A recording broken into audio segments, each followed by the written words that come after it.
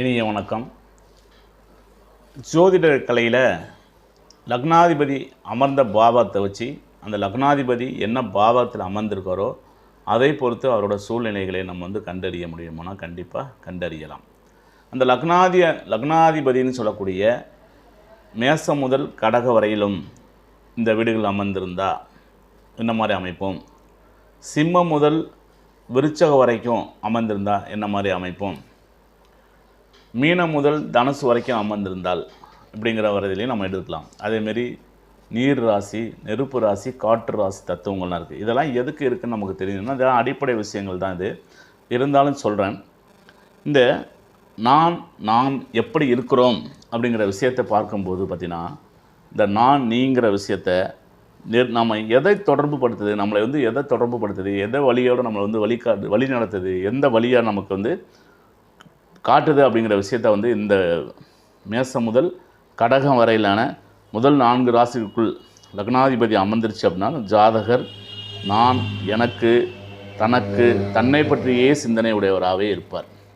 இந்த மாதிரி அமைப்பு தான் கண்டிப்பாக இருப்பாங்க. மேசம் முதல் கடக வரைக்கும் ஒரு லக்னாதிபதி போயிட்டு எந்த லக்னமாக இருந்தாலும் இந்த 4 ராசிக்குள் லக்னாதிபதி அமைந்து விட்டால் நான், தன்னை பற்றியே சிந்தனை உடையவர்களாக இருப்பார். அதேமாதிரி சிம்மம் முதல் விருச்சகம் வரையிலான 4 ராசிகளில் லக்னாதிபதி அமர்ந்துருச்சு அப்படின்னா ஜாதகர் தன்னை பற்றியும் தன்னை அருகில் இருக்கக்கூடியவர்களை உள்ளவர்களை பற்றியும் சிந்திக்கக்கூடியவர்களாக இருப்பார்னா கண்டிப்பாக இருக்குமானா கண்டிப்பாக உண்டு. அதுமாதிரி கடைசி 4 ராசிகளான தனுசு முதல் மீனம் வரை இல்லைனா லக்னாதிபதி அமர்ந்துருந்துச்சுன்னா பரந்த மனப்பான்மை உடையவராகவும் மனித குலத்திற்கு நன்மை அளிப்பவர்களாகவும் எல்லாரிடத்துலையும் அன்பாக இருக்கணுங்கிற உள்ளவராகவும் கண்டிப்பாக இருப்பாங்கன்னா கண்டிப்பாக இருப்பாங்க. இதில் பார்த்திங்கன்னா நெருப்பு ராசியில் போயிட்டு நெருப்பு ராசி அங்கிறது சொல்லக்கூடியது மேசம், சிம்மம், தனுசில் நெருப்பு ராசியில் ஒரு ஜாதகரோட லக்னாதிபதி அமர்ந்துட்டார்னா அவங்கள்ட்ட பார்த்திங்கன்னா எதிர்கால சிந்தனைகள், எதிர்கால திட்டங்கள், எதிர்காலத்தில் நம்ம எப்படி இருக்க போகிறோம் அப்படிங்கிற விஷயத்தை தான் அதிகமாக யோசிப்பாங்கன்னா கண்டிப்பாக யோசிப்பாங்க.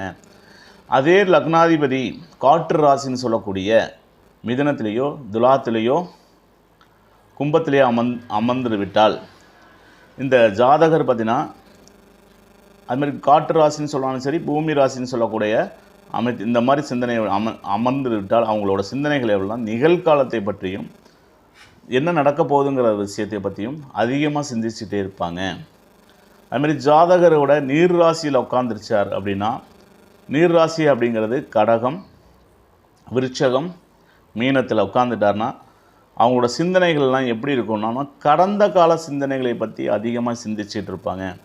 ஒரு நீர் ராசியில் ஒரு கிரகம் இருந்து அதை லக்னாதிபதி ஆகி போய் உட்காந்துட்டார் அப்படின்னா அவர்கள் எப்போதுமே பல கடந்த கால நிகழ்வுகளை எதுவுமே மறக்க மாட்டாங்க. உதாரணத்துக்கு சொல்லணும்னா நான் உன்னை திருமணம் செய்த நாள், நான் உன்னை காதலித்த நாள், நான் உன்னை கண்டு கொண்ட முதல் நாள், நீ என்னை ஏமாத்தின நாள் அப்படின்னு சொல்லுவாங்க இல்லையா.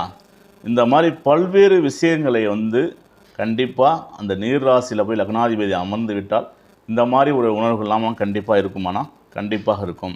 அந்த நிகழ்காலத்தில் கடந்த கால நிகழ்வுகளை அவங்களால மறக்க முடியாத சூழ்நிலையாகவே இருக்குமானா கண்டிப்பாக இருக்கும். இந்த மாதிரி விஷயங்கள்லாம் நம்ம எதுக்கு தெரிஞ்சுக்கிறோம் அப்படின்னா அடிப்படை விஷயங்களை சில விஷயங்கள் தெரிஞ்சுக்கும் போது ஜாதகருடைய குணநலன்கள், அவங்களோட எண்ண ஓட்டங்கள் எப்படி இருக்கும் அப்படிங்கிற விஷயத்துக்கு தான் இதை சொல்கிறோம். இது போன்ற பதிவுகளை தொடர்ந்து நீங்கள் பார்க்கணும் அப்படின்னா, தெரிஞ்சுக்கணும் அப்படின்னா நீங்கள்